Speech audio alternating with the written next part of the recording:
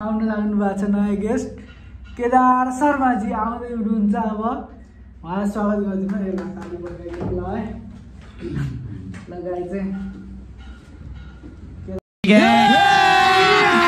अभी मजा आएगा ना। Hello guys, welcome back to my YouTube channel. I hope सबैजना सन्चै हुनुहुन्छ होला। म पनि धेरै सन्चै छु होइन। हामीले चाहिँ आज के अरे हामीले बोडकास्ट लिइरहेको छौँ हाम्रो केदार सरको। हाम्रो नयाँ गेस्ट केदार सरै गर्नुभयो आज। त्यो एउटा आज केदार सरको हामी लिन्छौँ बोडकास्टमा। हेलो गाइज, हामीले चाहिँ हाम्रो पोस्टकार्डमा नयाँ हामीले चाहिँ सुरु गरेको आजै पोस्टकार्ड सुरु गरेको।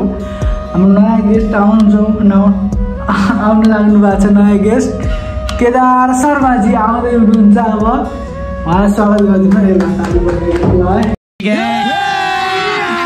अभी मजा आएगा ना। लगाइ चाहिँ केदार शर्मा वेलकम छ होइन। हजुरको नाम? नाम केदार शर्मा। हजुरको नाम? हजुर कति क्लासमा पढ्नुभएको? म 11। हजुरको लाइफको बारेमा भन्नुहोस् न। यस्तो लाइफमा हजुरले कोही केटीसँग ब्रेकअप दिनुभएको छ? ब्रेकअप गर्नु त पहिला लभ गर्नु पऱ्यो एउटा। अब यही लभ गर्नु पऱ्यो, कहाँबाट ब्रेकअप? शानदार विचार रखते हैं। सेम होइन, सिङ्गल हो। सिङ्गल हो होइन। हामी चाहिँ त्यो भोडकास्ट हामी साथी हो। हामी चाहिँ रमाइलोको लागि गऱ्यौँ होइन। हामी पनि पुरै सिङ्गल हो होइन। हामी बचपनदेखि सिङ्गल हो, अहिलेसम्म सिङ्गलै छौँ।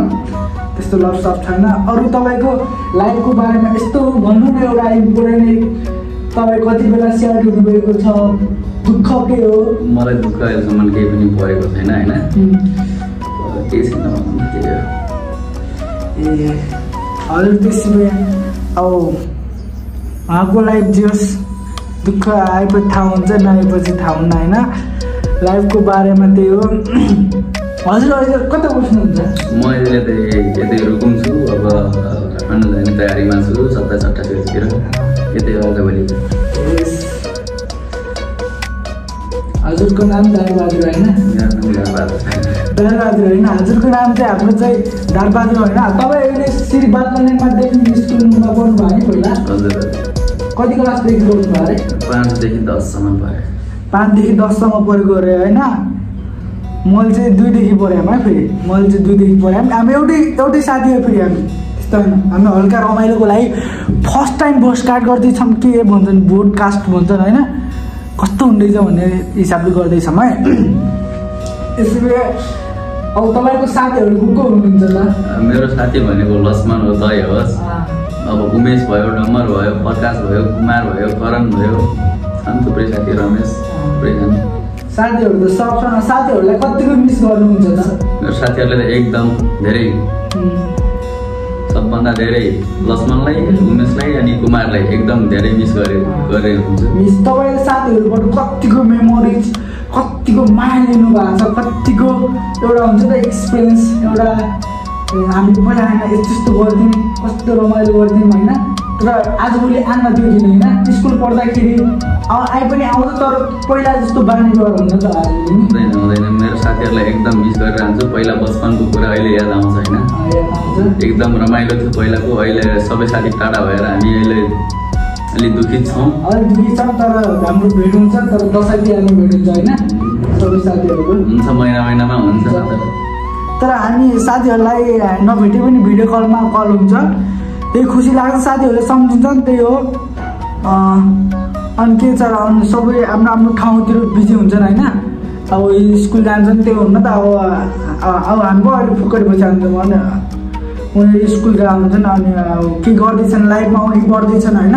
त्यस्तो होइन, पहिला जस्तो हुन्न क्या। अब सब लाइफ चेन्ज हुन्छ होइन। तर साथी चेन्ज हुन्न। साथी उयो हो फेरि लाइफकै अरूको बारेमा चेन्ज हुन्छ।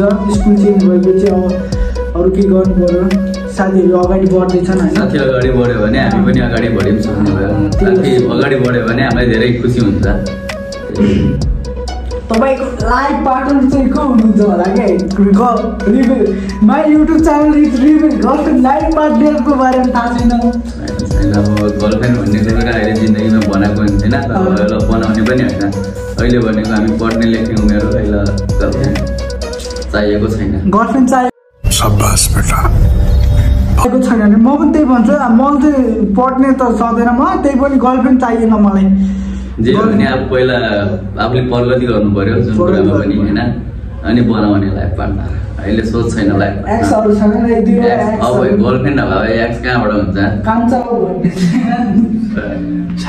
छैन त्यसैले छैन हैन कान्छा भन्ने त अब रत्नगर जानु पर्यो त्यो त नजस्तो होइन अब गाई छैन अब हाम्रो भोस्कास यो मधुरो आइरहेछ है मधुरो आइरहेछ त्यो बत्ती पनि आएको छैन त्यही भएर पहिलोचोटि गरेको सबैजनाले हेरिदिनु हाम्रो नयाँ गेस्ट स्पेसल छ नयाँ गेस्ट आउँदैछ अब कहिले आउने थाहा छैन भोलि पर्सि आउँछ है